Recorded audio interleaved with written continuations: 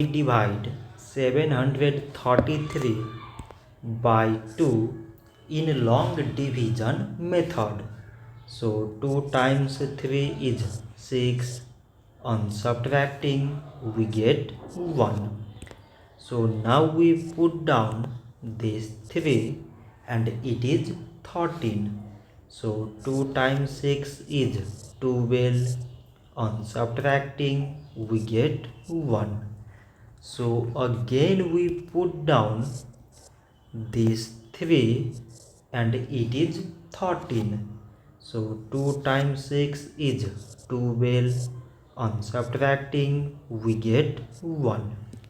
So now this 1 is less than 2 and there is no other number to put it down.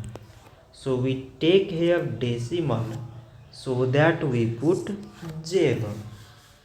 So it is 10 and 2 times 5 is 10.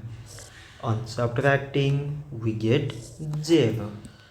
So 733 divided by 2 is 366 decimal 5. So this much for today and thanks for watching.